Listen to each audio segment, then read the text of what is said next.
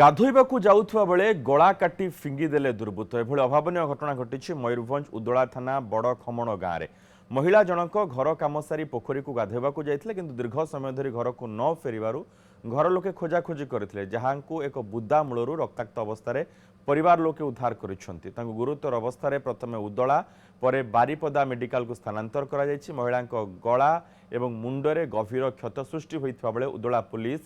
ଘଟଣାର ତଦନ୍ତ କରୁଛି। खोजिली चारिआड़े खोजी करके तेणिक मो सया पाक आसली सया पाखे कहली जे तान तो बहुत ना क्या पड़ेगा ना किस तापर मुझे पड़ी आसली आसिक तेणिक मोर सया आनी भी आसिले आसिले जेरकम से देखले ये कांदा कोटा खासुची रकम लगुच बिले रकम तापर मुझे जाए देखा से नटा आड़े से नटा आड़े गला बेलू देखला एरकम माड़ हो पड़ी ता मुंडर माड़ हो बेकर। श्रीकांत नायक रही प्रतिनिधि संपर्क अधिक सूचना सहित। श्रीकांत, वर्तमान महिला स्वास्थ्य अवस्था किभली अछि? निश्चित भाव मन देखो बर्तमान स्वास्थ्य अवस्था स्थिर रही जो भाव कहीपर कहीं प्राथमिक चिकित्सा पर बर्तमान से बारिपदा पीआर मेडिकल भर्ती होती धीरे धीरे से चिकित्सा पर अवस्था सुधार आसूची किंतु वर्तमान सब बड़ कथा हूँ पुलिस यार तदंत करुच्ची किए कहीं